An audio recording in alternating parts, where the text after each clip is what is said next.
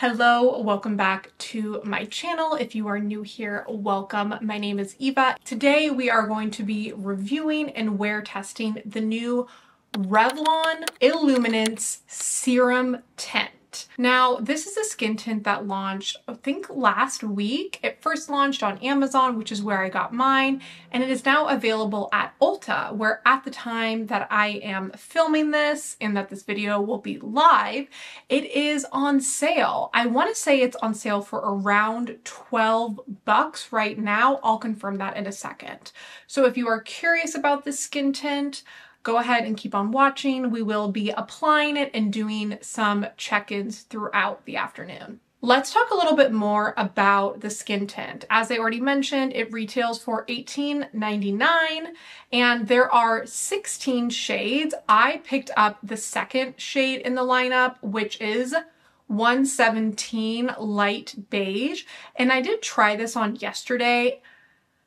And I feel like I'm probably in between the lightest shade and this shade, so I kind of am tempted to pick up the lightest shade while it's on sale at Ulta and mix the two together, but we'll see. We'll only do that if we end up liking the skin tint. Now let's go over the claims. So according to the Ulta website, it says, Revlon Illuminance Serum Tint has light coverage to instantly and visibly enhance your complexion and even skin tone over time, with results in 4 to 8 weeks.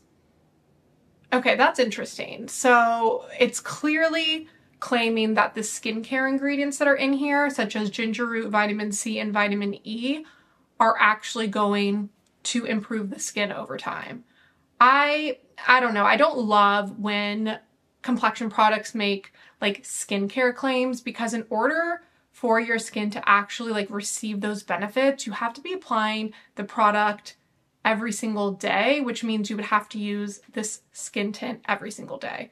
And if you're like me and you have a bunch of different foundations and complexion products, that's not really realistic. So that is something I wanted to point out. Now, as far as the packaging goes, it's not the biggest container or bottle ever. It comes with 0.94 fluid ounces. For comparison, the Dior foundation, again, totally different foundation, but I want to talk about comparisons of product, comes with 1 fluid ounces. Okay, so this is 0.94 fluid ounces. So it's not too much less than a normal foundation. Its packaging is just more efficient, I would say, because the packaging is 99% product as opposed to something like this where you're getting a lid that's giving you the illusion of a bunch more product. Let's go ahead and just get into application. I'm going to clip my bangs back. I did also want to mention I picked up 3 of the blushes as well from this line, and I reorganized my makeup room last night and I have no idea where I put them. So those will need to be a separate video where I talk about the blushes. Okay, so let's go ahead and go in. Again, shade 117. I'm gonna just apply, I know this is not super sanitary, but whatever. I'm just gonna apply it directly to my face. And I'm applying a fair amount because I did wear this yesterday. I don't wanna tell you my opinion of it yet, but I did wear it yesterday and it is very light coverage. So you need a decent amount of product in order for it to actually tint your skin. Okay, for blending in, I want to start off with a stippling brush because a dampened beauty blender for a product like this that's already on the lighter side, it's going to pick up too much product. So I'm going to go in with this Refer 31 brush. Also want to mention Refer is having a crazy good sale. So if you are in the need for brushes, definitely check them out. I own almost all their brushes, and then they actually just were nice enough to gift me a bunch this week. So if you're interested in a Refer brush video, let me know in the comments below. I'm not sure if people actually care that much about makeup brush videos, but if you are interested in makeup brushes on a budget, let me know in the comments. I'd be more than happy to film one, especially heading into Black Friday, where we're going to see a lot of brushes and brands going on sale. Okay, so it is blending out really nicely. This brush is really great. It's not creating a ton of streaks. I'm trying to cover up, I hit my head the other day, so it was a little bit of a a bruise up there. It's looking really nice. I actually think the shade match is pretty good. My neck is naturally just lighter than my face, so I'll just bring it down and then we'll bronze up the neck to match it up. But first impression is pretty good. I'm just gonna take my mirror and yeah, I'm really pleased so far with the initial application. I am gonna go in with a dampened beauty sponge though and just stamp out my forehead where I think there's a little bit of product buildup. As far as coverage goes, I'm gonna say it's similar amount of coverage as the Summer Friday skin tint. So it still looks like you're wearing something and it's not completely useless like some other skin tints are, but it has enough pigmentation to where, yeah, it's actually worthwhile. That was my like gripe when I tried the Hourglass skin tint.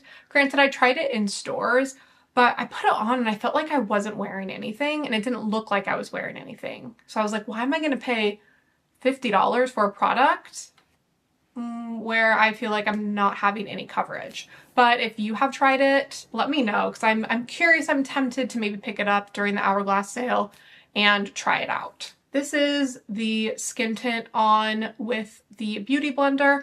I'm gonna go off camera and apply my concealer and then my bronzer, blush, etc. and then come back and let you know how those blended out on top of the skin tint. We are back after applying the rest of the face.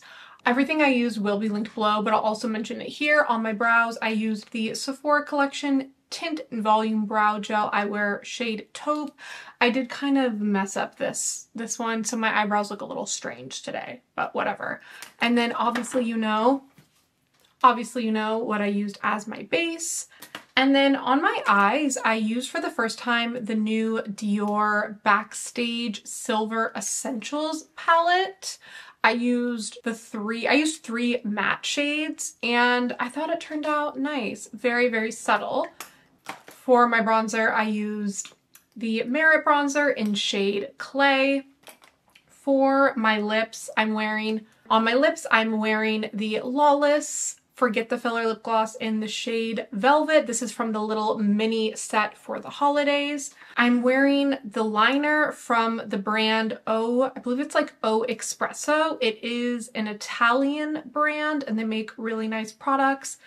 For mascara, I'm wearing my Merit mascara. I actually like it. I don't love it. It's fine, but I'm just trying to use up this little tube. For blush, I used the Colourpop blush stick in the shade Cool It. That is everything on my face. Now let's talk through how everything applied over the skin tint. Everything applied really, really beautifully. I didn't notice any sort of skipping. I didn't have any problems with the products blending out. I did go back in with my Beauty Blender and just touch up around my nose. I am starting to notice a little bit of creasing of the product, like in the folds or around the folds of my nose out here. Not the end of the world, but that was the only thing I noticed like looking a little funky so far with the skin tint. But so far, I'm really impressed. I'm gonna do check-ins over the next several hours so I can give you an idea of how it's wearing throughout the rest of my afternoon and evening, and then I'll be back to give you my overall recap thoughts. We are like an hour and 20 minutes post application, and you guys, this is looking really, really good. I'm not noticing any like problem areas around the nose like I normally do. Like, it's looking really good so far still. So 1 hour down, we'll do another check-in in probably another hour. 2.5 hour check-in. I would say everything's looking pretty good. I am getting some of that like creasing around the nose area, but nothing that like anyone but me would notice, like inspecting myself in the mirror. So it's still wearing well. Normally the places where I really start to have issues like the chin and then like on the nose with product peeling off, I'm not having. So it's still going strong. We are here several hours later to give you my overall thoughts on the foundation. I've been wearing it for around 4 hours and it's still looking really good. I did zoom you in so you can see just how good it's looking. There is a little bit, as I mentioned earlier, of the creasing around the nose folds or whatever, my nostrils. So that is one thing to keep in mind, but overall, I think it's really nice. Am I obsessed with it? No, I'm not obsessed with it. I much prefer the Summer Fridays one, and then the foundation or skin tint that I just cannot stop using being the Danessa Myricks Yummy Skin. So I do prefer those, but if you don't have a skin tint and you've been wanting to try one to figure out if you can deal with the light coverage, then I would say it's worth picking up, especially right now while it's on sale for around 12 bucks. When it goes back to being full price at $18.99 at Ulta, I don't think it's worth it. However, I got mine for like $12.99 on Amazon. So I will leave both the Ulta links and Amazon links down below. But overall, I would say it's a good launch. I like it. I'll return to it again. I'm not obsessed with it, but I think it's a good drugstore skin tint, especially if you have dry skin. Okay, I zoomed you out because it was getting a little scary being that zoomed into my face. But thank you so much for tuning in. I hope this video was helpful.